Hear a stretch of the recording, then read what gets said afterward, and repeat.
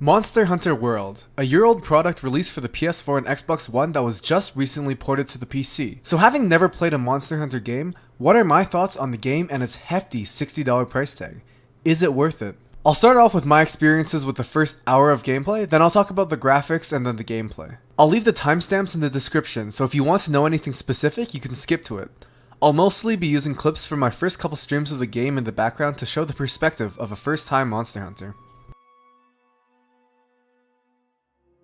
So first off, you'll run into the main menu. You may notice that there are some small things off with the way that the menu controls.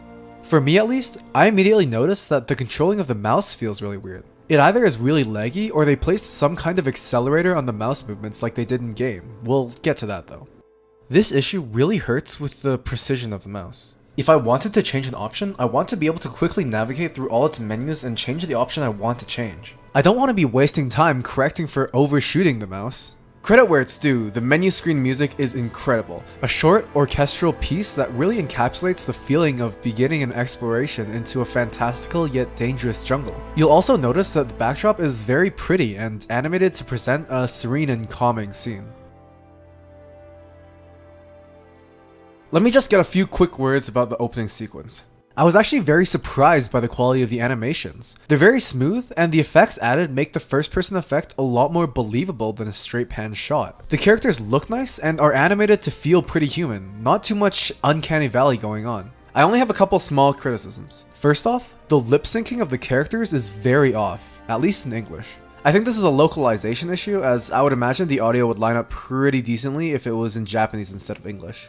Secondly, two girl characters are introduced, one that becomes your partner and the other is just some supporting character to help with the plot. So my question is, why is the less important character the cuter one? Like goddamn, I could make a character cuter than her. The sidekick's cute though. After a very clever setup in the introduction, you're dumped into the character creation screen. After seeing the sheer number of options to choose from, I couldn't help but get excited. The only problem is, most of the options suck. So really you only get a couple choices from each category to choose from. Some poor graphical choices also make some safer choices also not look as good as they should. That's super high saturation. Oh wow, that is quite bright. Okay. That's so weird. The lighting on the edges of the hair makes it look really weird. The light that comes off the edges of the hair just makes it look like it's like a fucking aura around him. Of If you're looking for a good character creation, you should probably look towards games like Black Desert Online and Guild Wars for some more extensive and actually good looking options. The palico creation is a lot better though. Most of the options are pretty decent and it's more personal preference between the choices, which is how character creations should work. The way that Monster Hunter World structures its tutorial is really interesting actually. Boiled down, the order that they introduce the tutorial is like this. Moving, like 10 minutes of moving. Introducing the hub world, introducing weapons and armor, how quests work, and only after all that you get to the combat. The late introduction to the combat is a strange design choice, but I do think that overall it's better for the player experience. There's just so much to focus on, and I think that an early emphasis on combat would take away from the player's understanding for the more complex and unique aspects of playing a Monster Hunter game. It's not all about the combat. There are some things that I wish were better introduced in the tutorial. First, I wish that the methods for tracking the monsters that you want to hunt was better introduced. It's more of a trial and error thing for when you first get dumped into that kind of quest. Secondly, I wish there was more incentive to try out at least a couple of the weapons before starting combat, because the first big mission is no joke, like 20 minutes long. Third, there's a bar on the bottom right that has all your tools and stuff, and they never actually really explain what all the tools were, not even a wall of text to tell you what the actual functions of them are. Overall, I think the tutorial was handled pretty well and it does a pretty decent job setting the groundwork for the complexity of the game. And so we get to the graphics and performance of the game. I'll just get this out of the way. The art and animation are top notch. It's well animated, and in combination with the soundtrack, the atmosphere created in this game is incredible. All the monsters have some kind of fantastical Monster Hunter aspect to them, while still being animated in an animalistic manner, so they do actually feel realistic, like they could exist in real life. The only problem with this game's graphics and performance seems to be issues with the porting from console to PC, and in my experience, these issues ruined the game for me. Within the first 3 hours of playing the game, I was already getting headaches. I've gotten these issues before with games like Payday, Minecraft before they added the FOV slider, and especially COD Ghosts. The solution to this would just be to add an FOV slider and the option to turn off motion blur. Another issue is the game doesn't feel well optimized for running on PCs. There are issues with freezing, frame drops, and overall worse performance than you should be expecting from most systems.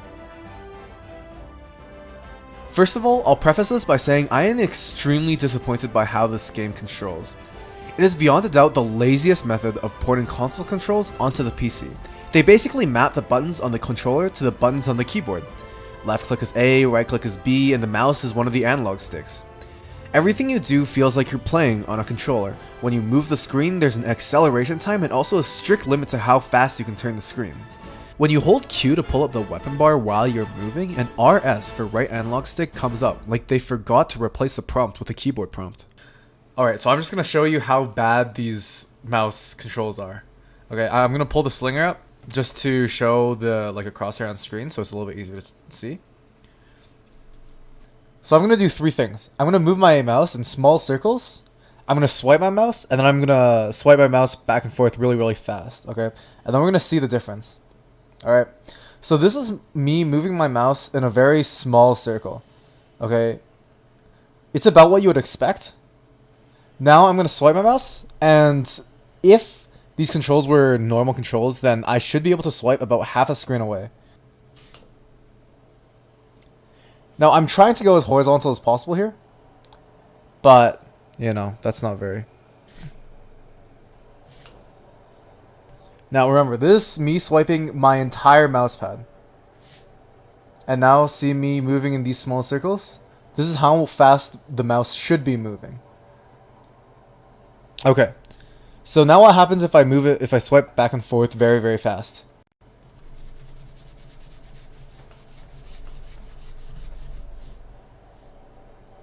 If you hold Q, this item wheel pops up. It has RS, which is basically right stick or right analog stick. In this case, it's WASD. WASD. One of the big problems with this, not only does it not make sense at all, is that if you hold W and D together, you can't go diagonally up and to the right. You can either go W or you can go D, but you can't actually do the one in the middle. This also goes for S and D, and also D and A. You cannot do any diagonal options in this game. If you hold this item wheel out, you can still press WASD. And pressing WASD actually still moves you around. But one of the things you can notice is, if you move the mouse, nothing happens. I'm sure you can hear me moving my mouse right now, and I can't actually move the screen. So why not put WASD onto moving, and just allowing the mouse to actually select what's on the wheel, like GTA. It allows for you to actually select the diagonal options and would allow you to move without worrying about what you're going to choose on your item wheel. The default button for back is right click, whereas almost every other game uses escape for back, and the escape in this game is for selecting a loadout. Some commands in this game are also binded together that sometimes don't make sense. Like harvesting and gathering is required to be on the same key as secondary attack. It's not a big issue, but all of these problems combine to show how the deficiencies of controller can really be highlighted by a poor port to the keyboard and mouse. Not saying controllers are bad, just the cons of using controllers are accentuated with a poor port to the PC. At first I really didn't like the combat. Turns out I was using a weapon that I'm not a fan of.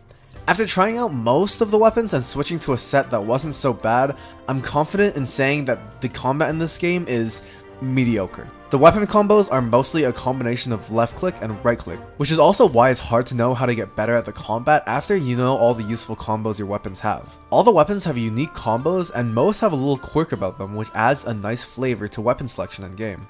Only problem I have is almost all the weapons seem too slow to be useful. That's the big problem I have with the combat in this game. Usually combat goes so that you whittle the monster down, going in and out until they fall, and after that you can go to town on them. The clunky, slow weapons just don't seem right for the way the combat works in this game. If you're looking for a game with smooth combat, you should probably look elsewhere. For hunting the actual monsters, it takes a lot of patience, especially if you're hunting alone. These combats usually range from 20 to 40 minutes, and these are the first few big monsters. The monsters get progressively harder as the game goes on, so attempting bosses many times is inevitable. And with each battle lasting at least 10 minutes, assuming you don't die immediately, you might be stuck fighting the same boss for quite a long time. On the bright side, it feels very rewarding to actually complete the hunt. The reasons the large monster fights can last so long are because of a few factors. First, at the beginning of the quest, you have to actually locate the monster on the map, and the maps are quite large. You do this by finding clues on the map that can eventually let you locate the monster. Go follow Demflat. Green equals regular monsters, okay. Blue equals elder dragons. Not like this. Is that the scholar? Is he sitting next to, it looks like a Baroth? Nah, right now you're just looking for clues. Blue's Clues! Oh, it's Blue's Clues! I can't believe I'm playing Blue's Clues in Monster Hunter. It's beautiful. Secondly, after you deal a certain amount of damage to a monster, it'll run away, and so there's a break in the combat. It's useful because in the downtime you can heal and sharpen your weapon. But still, what kind of game requires downtime in the middle of a fight to sharpen a weapon? Lastly, and most obviously, these monsters have loads of health. Now, don't get me wrong, the long process of hunting monsters is not a detriment to this game. I think that it suits it quite well. Instead of mobs of enemies flowing at you like normal RPGs, this game instead focuses on a single extended combat that is greatly rewarding in the end. This results in the game appealing to a different audience, so take that how you will. Man, how do I talk about the multiplayer? The multiplayer in this game is the best and the worst part of this game. Why is it good? It's convenient. The way you can just join an ongoing game through the use of SOS flares results in a quick and easy party hunts with anybody online. Having multiple people fighting really smooths out how combat feels. It doesn't feel as clunky, and having other players helps to cover the glaring weaknesses in the solo combat. The multiplayer is fun and is an enjoyable method of farming materials and ingredients. Now, why is it the worst part of the game? Never has multiplayer broken the experience up as noticeably as Monster Hunter. For me, there are two experience-breaking issues with the multiplayer. First, the servers are a hot mess. My first multiplayer session, I played for about 3 hours, and within that time, I had a hard disconnect from the server 5 or 6 times. Not only does this boot everyone out from your current hunt, it also puts you into offline mode, which means you have to do a full restart of your game to restart the hunt. On the bright side, the servers aren't laggy, so when you aren't disconnected, it works pretty good. Secondly, trying to progress through the story with a friend is a pain in the ass. First, both players have to go into the mission separately, watch the cutscene. Then, both players have to leave. Then, one person goes into the mission again, has to finish watching the same cutscene again, and finally, you can join in. This adds at least like 5 minutes to every mission, for a reason which honestly makes no sense. Why can't you just watch the cutscene together? So how could multiplayer be improved? Obviously, fix the servers and story progression. If every player in your online session was also present in the hub world, it would feel more alive and the multiplayer would feel like a better thought out experience overall. All in all, I think multiplayer is the way to play this game. The ability for you to join in on so many games at the drop of a hat and experiencing the hunt with other people is such a great experience you might not be able to go back. Monster Hunter is a unique and I would say excellently crafted AAA game held back by its extremely poor port to the PC. Issues regarding FOV and motion blur resulting in an uncomfortable player experience, and issues with the keyboard and mouse controls hold this game back from being the critically acclaimed game that it was for the PS4 and Xbox One. It has performance issues for the PC and lacks in its multiplayer experience. This port doesn't have that level of polish that you would expect from any AAA game, and as such, I can't confidently say I recommend this game in its current state. Is this game worth $60? I'm glad that I got it, but there are a lot of better games that cost less. Is this game fun? For the right audience, yeah. For my first session playing this game, I didn't really have that much fun, but as I've played it more, I found the game more and more enjoyable. As such, I can easily see people sinking loads of time into this game, especially with friends to play alongside them. Because, wait, am I safe up here? Nope. Oh, come on. Thanks for watching. I made this video because I felt like I just had so much to say about Monster Hunter and still so much to say. It blew me away and still made me feel very disappointed in the game. I might make more of these as I play more games on my stream. They probably won't be as long as this, but yeah, hope you enjoyed, follow my stream and subscribe. Thanks.